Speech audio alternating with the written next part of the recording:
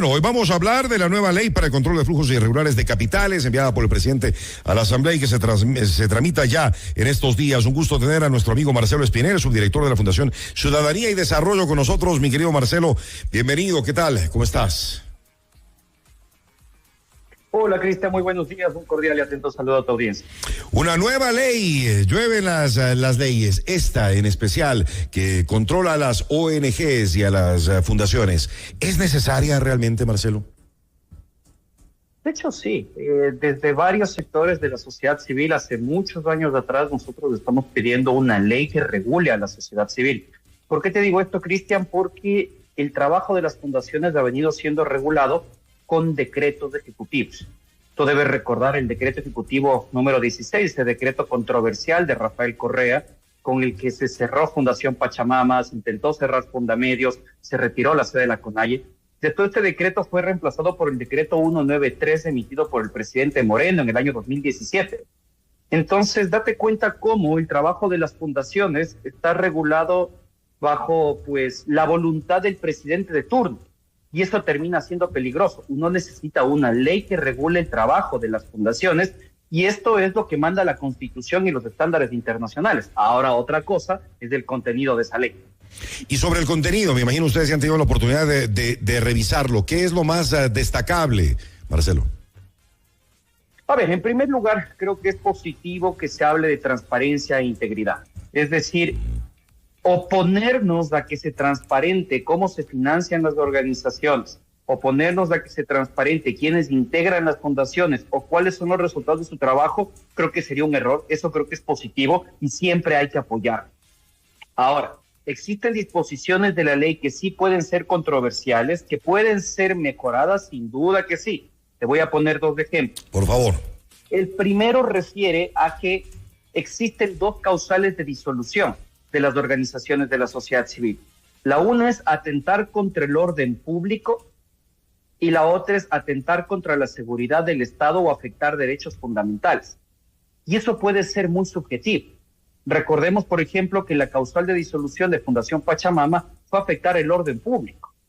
Entonces, el momento en el cual se colocan causales tan amplias, tan subjetivas, pueden dar como resultado que las organizaciones sociales queden a menester de una interpretación subjetiva por parte del ente regulador. Y eso creemos nosotros que sí tiene que mejorarse.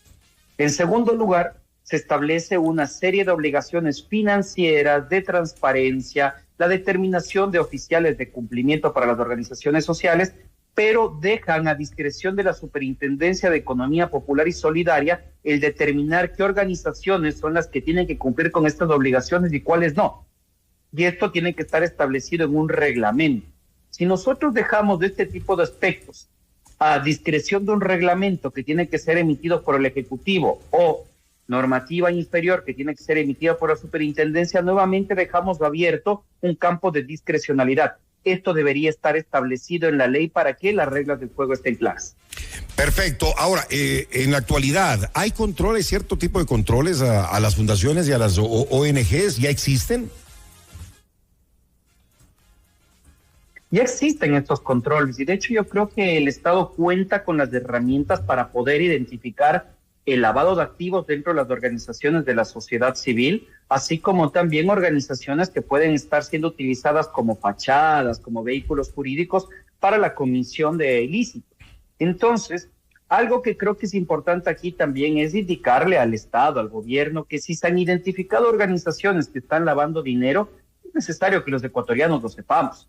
Que no se meta en todo el saco a todas las fundaciones por unas cuantas que se han sido utilizadas para esto.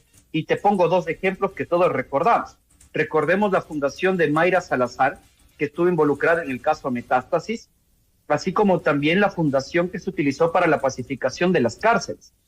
Ambas fueron fundaciones que de una u otra manera estuvieron involucradas en el tomarse las cárceles, el aprovechar sus fachadas para cometer ilícitos como el tráfico de armas dentro de las cárceles, y este tipo de aspectos tienen que ser claramente identificados y sancionados. Además, las fundaciones nosotros declaramos impuestos, el SRI tiene nuestra información.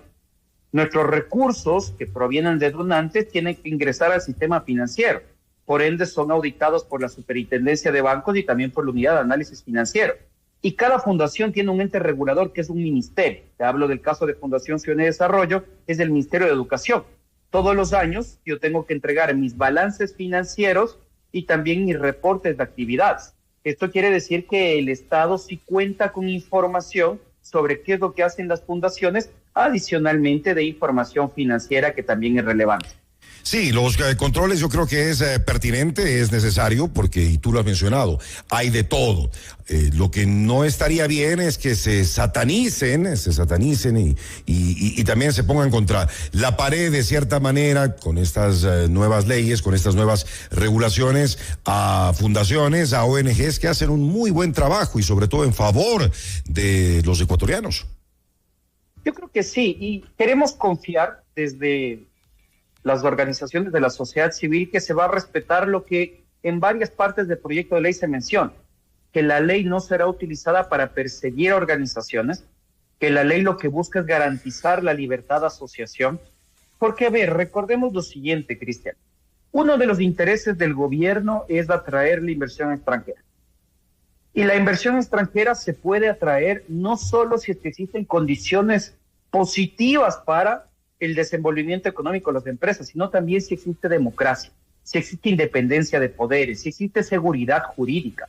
Y las organizaciones de la sociedad civil aportamos a la construcción de esa seguridad jurídica, de esa independencia de poderes y de esa democracia. Entonces, a la larga, la sociedad civil es importante para que el Estado pueda atraer esta inversión extranjera. Recordemos también que muchos de los tratados de libre comercio contienen algo que se llama la cláusula democrática, y es respetar la democracia en todo su sentido, incluyendo la libertad de asociación. Mira, Cristian, yo creo que el proyecto de ley es perfectible, es una buena iniciativa del Ejecutivo, y esperemos que la Asamblea Nacional abra las puertas a que se pueda mejorar el proyecto de ley para que se ajuste a estándares internacionales. Pero ojo, esta no es una ley de sociedad civil, no es una ley que va a garantizar plenamente la libertad de asociación. Esta es una ley específica para controlar posibles capitales irregulares que utilizan a las fundaciones como vehículos jurídicos.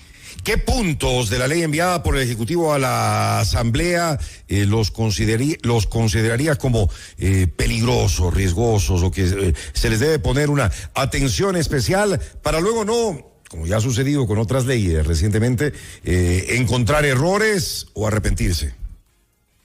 Mira, yo recuerdo que hubo una entrevista que se le hizo al secretario de Integridad, al secretario Neira, al respecto a este proyecto de ley, y decía que le perturbaba que les comparen con el correísmo.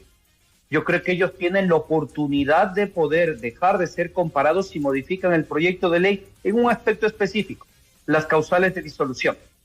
No se puede colocar una causal tan amplia como afectar el orden público o violentar derechos fundamentales. Te pongo un caso, Cristian. Tú sabes que en la Fundación Ciudad y Desarrollo hacemos radiografías de los candidatos. Decimos qué candidatos pagan impuestos, qué asambleístas faltan a las votaciones, cuál es la formación académica de nuestras autoridades.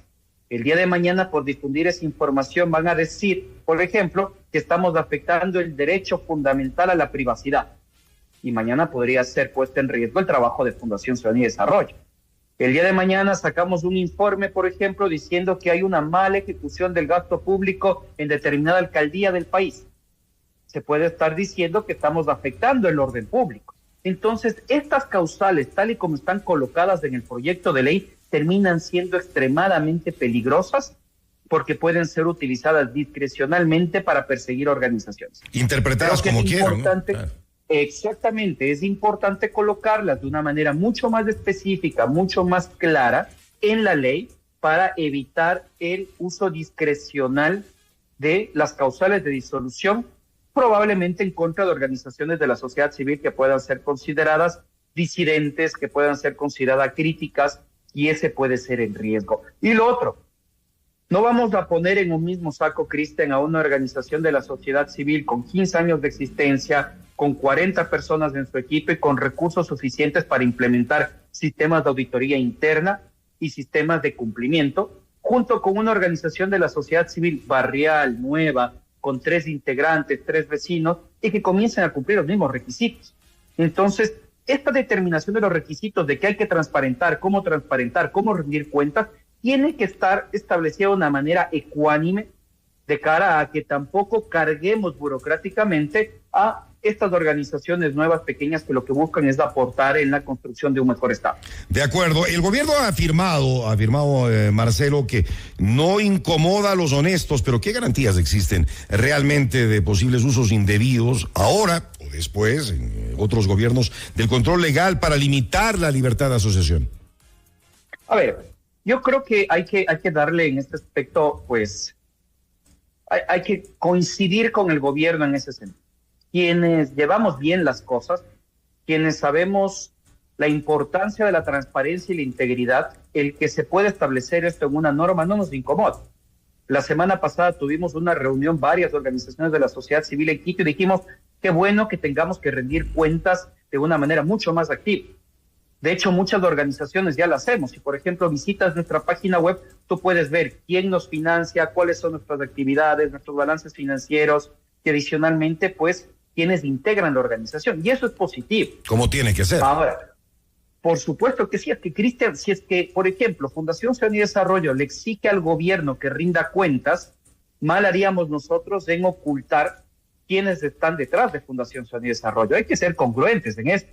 Sin embargo, yo sí creo que hay organizaciones de la sociedad civil que lamentablemente han sido permeadas por el crimen organizado, y estas organizaciones no solo tienen que rendir cuentas, tienen que establecerse procesos de investigación y sanción, porque a mí me preocupa algo, Cristian, y es que, por ejemplo, se ha dicho que existen varias organizaciones de la sociedad civil que están siendo investigadas en la Fiscalía General del Estado, y estas organizaciones de la sociedad civil deberían ser sancionadas. Por supuesto. Y creo que es importante que el gobierno indique cuáles son estas organizaciones para que no se generalice, pero también para que los ecuatorianos sepamos que no hay impunidad. Y ahí está el riesgo. Si es que la ley no es, pues, mejorada, si es que no se establece específicamente cuáles son los umbrales, en este caso de control que se van a establecer, así como también cuáles son las posibles causales de disolución, podríamos caer en una ley que pueda terminar convirtiéndose en un instrumento persecutorio de las organizaciones disidentes. Yo creo que el gobierno tiene ahora la posibilidad de no ser comparado con el correísmo, que es lo que tanto les molesta, y que de esa manera mejoren la ley garantizando la libertad de asociación, pero garantizando también la investigación y sanción de los corruptos. Clarísimo, clarísimo como siempre. Marcelo Espinel es subdirector de la Fundación Ciudadanía y Desarrollo. Gracias, Marcelo, una excelente semana para ti. Ha sido un gusto, Cristian, una buena semana. Gracias, buenos días. Noticias, reportajes y opinión.